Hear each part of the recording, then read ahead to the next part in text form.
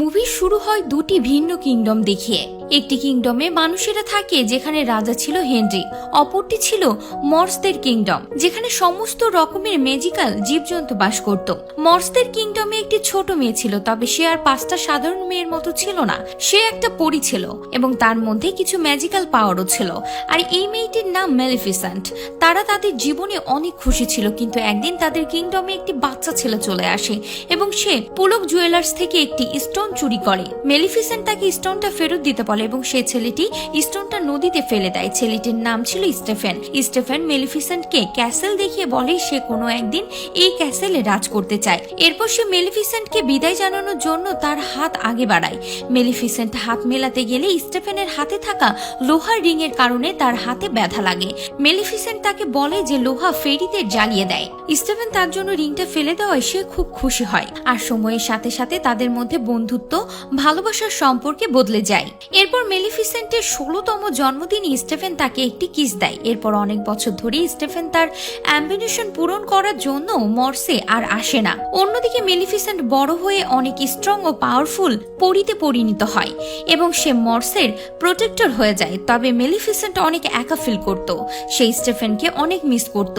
একসময় human কিংডমের king যখন মর্সের পাওয়ার ও ক্রিয়েচারের কথা জানতে পারে, তখন লোভী কিং হেনরি মর্সে নিজের আর্মি নিয়ে অ্যাটাক করতে আসে। এসব দেখে মেলিফিসেন্ট কিংকে তার আর্মি নিয়ে ফিরে যেতে বলে, কিন্তু হেনরি তাকে বলে যে কিং কখনো অন্যের আদেশ মানে না।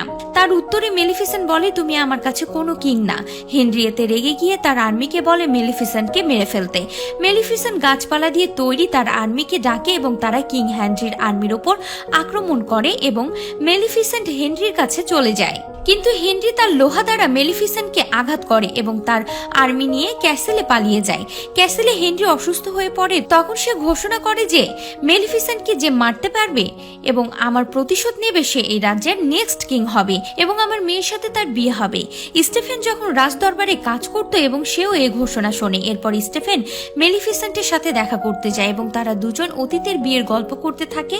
কথা বলতে বলতে স্টেফেন মেলিফিসেন্টকে পানি দেয় এবং সে পানি পান করে মেলিফিসেন্ট অজ্ঞান হয়ে যায়। তখন স্টেফেন মেলিফিসেন্টকে মারতে যায়, কিন্তু সে তাকে মারতে পারে না। এরপর দেখা যায় সকাল হলে মেলিফিসেন্টের জ্ঞান ফেরে। তখন সে খুব যন্ত্রণায় চেঁচাতে থাকে এবং দেখা যায় তার ডানা দুটো আর নেই। স্টেফেন তখনও সেখানে ছিল। মেলিফিসেন্টের এত আর্তনাদ শুনেও সে তার ডানা দুটি নিয়ে সেখান থেকে চলে যায়। এর পরের সিনে স্টেফেন কিং এর কাছে গিয়ে মেলিফিসেন্টের ডানা দুটি দেখিয়ে তাকে মেরে ফেলার কথা বলে। কিং এতে তার উপর খুবই ইমপ্রেস হয়ে যায়। অন্যদিকে মেলিফিসেন্ট এখন আর উঠতে পারে না। স্টেফেন তাকে যেভাবে ধোকা দিয়েছে সে কথা ভেবে সে দুঃখে হাঁটতে থাকে। একদিন সে একটা মানুষকে দেখতে পায় একটি কাককে শিকার করতে। তখন মেলিফিসেন্ট নিজের ম্যাজিক্যাল পাওয়ার দ্বারা কাকটিকে মানুষে রূপান্তরিত করে দেয়। এসব দেখে সেই লোকটি পালিয়ে যায়। এরপর কাকটি মেলিফিসেন্টকে নিজের নাম ডিয়েভাল বলে। মেলিফিসেন্ট যেহেতু তার প্রাণ বাঁচিয়েছে তাই সে তার গোলাম হয়ে যায়। দিয়ে দেখা যায় মেলিফিসেন্ট তাকে হিউম্যান কিংডমে স্টেফেনের খবর নিতে পাঠায়।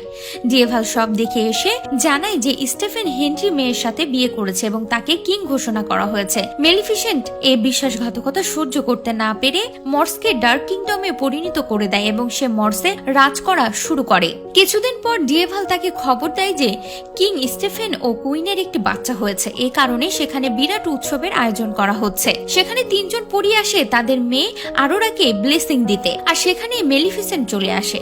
সবাই তাকে বাধা দেবার পরও সে আরোরাকে অভিশাপ দিয়ে দেয়। সে বলে প্রিন্সেস অনেক সুন্দর হবে এবং তাকে সবাই ভালোবাসবে, কিন্তু তার 16তম জন্মদিনে সূর্যাস্তের আগে একটি লোহার চরকা সূচে তার আঙ্গুলে আঘাত লাগবে এবং সে মৃত্যুর সমতুল্য নিদ্রায় ঘুমিয়ে যাবে।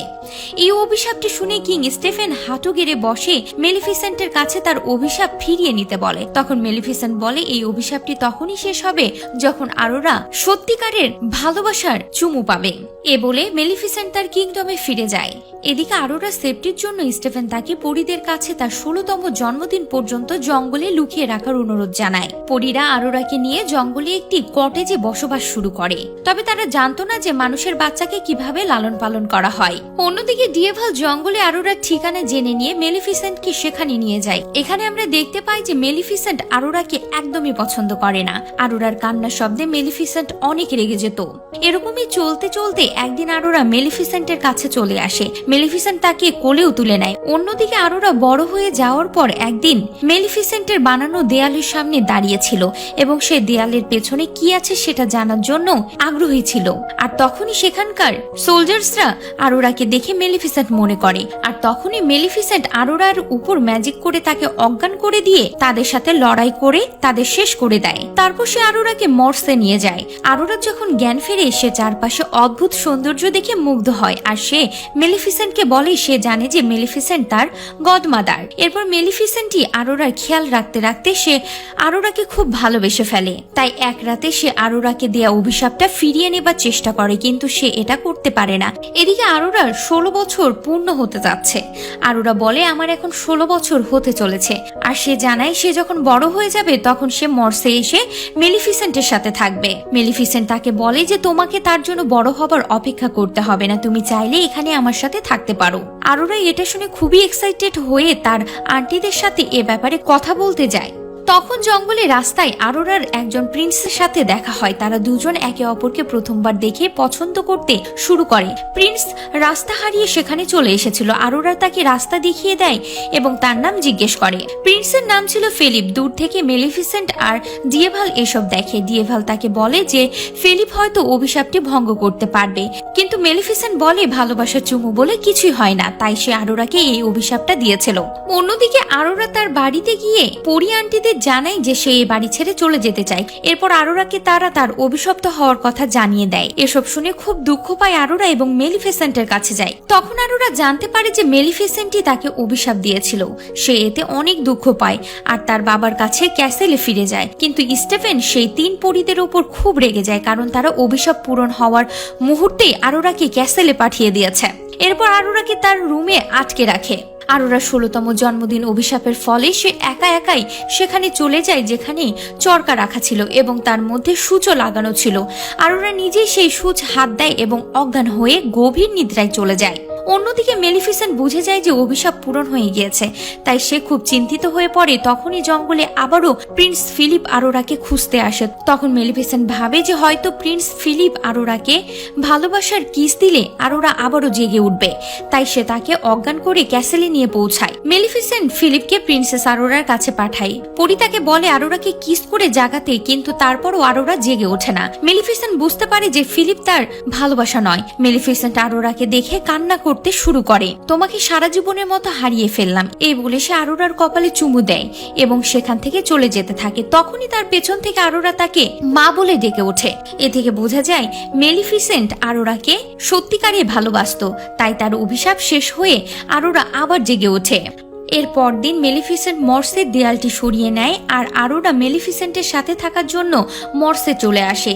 এরপর মর্সে আবারও ফুল ফোটে এবং আগের মতো সৌন্দর্যে ভরে যায়। আমরা শেষে দেখতে পাই মেলিফিসেন্ট আরোরাকে মর্সের রানী বলে ঘোষণা করে, যার ফলে সেখানে সবাই অনেক খুশি হয় আর এখানে মুভিটি শেষ হয়ে যায়।